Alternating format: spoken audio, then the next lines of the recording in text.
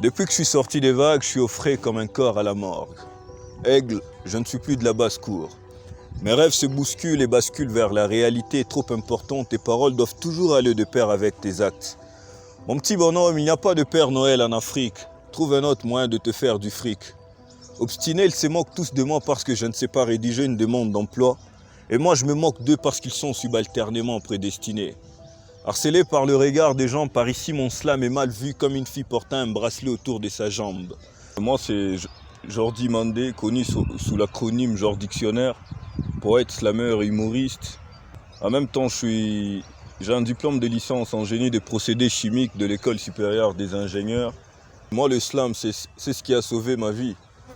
Bon, j'ai eu à passer de moments très difficiles, j'ai eu des problèmes de santé et c'est par l'écriture que j'ai pu revenir. C'est en exprimant ce que j'avais sur les cœurs que j'ai pu me libérer de certains trucs. J'ai pris ça comme une thérapie et ça m'a aidé sur plusieurs plans. On ne voit pas seulement le côté lucratif, on voit aussi le côté humain et tout ce qui cadre avec ma santé personnelle et mentale. Bienvenue là où c'est la jambe de l'ordre qui crée les plus de désordre. Un endroit où règne la corruption sous toutes ses formes. Un endroit où la droiture est hors norme. Intelligence et performance n'est valent à loup. On est dirigé par de vrais loups. Ils vivent mieux que nous et nous prennent pour de fous. Tous les citoyens ont le droit de jouir de certains privilèges, mais on est arrivé à un stade où il y a juste une certaine minorité qui est en train de profiter de certains privilèges. Et c'est ce genre de choses qui m'ont révolté. Ça me faisait mal de voir, on arrive même à la faculté, on a vécu des choses.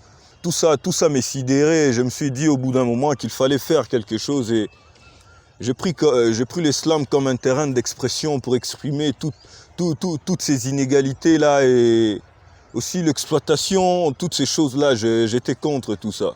Et le seul moyen d'exprimer tout ça, c'était l'islam. Je suis quelqu'un de tempérament humble car mon passé est composé des moments durs et de moments posés. Et si je suis si imparfait, c'est juste parce que je n'ai pas eu un passé simple. Je suis simplement bon, j'ai pas le choix. Pour l'islam, le choix, j'ai trop fait. Dans le domaine, on me respecte comme le couvre-feu. Dans notre pays, on a passé plus notre temps à faire bouger le corps, mais là maintenant, on arrive avec l'islam pour bouger le cerveau des gens. Quand on est dans un pays où la plupart de grands mondes, il y a un grand monde qui survit au lieu de vivre, il faut passer plus à des messages qui percutent plus la population au lieu de rester dans de futilité. Moi-même, quand je parle de la femme, je ne parle pas de la femme pour faire l'apologie de son corps. On voit aussi le côté quoi? On voit le côté imagination, cerveau, tout ça. À mes débuts, la plupart croyaient que j'allais échouer. Mais voilà que je suis toujours debout car j'ai toujours échoué d'échouer. Je suis fort frère, je mérite d'avoir des supporters.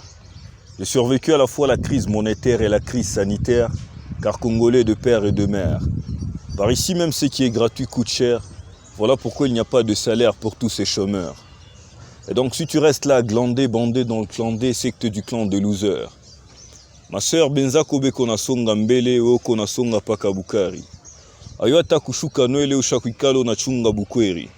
Tout le monde doit bouger, on doit vraiment changer notre façon d'écrire pour essayer de changer les choses. Peu importe les censures, les menaces, il faut rester vrai et ne pas essayer de raconter ce qui va plaire aux gens. Il faut d'abord raconter les vraies réalités de notre société. On n'écrit pas pour qu'on soit acclamé.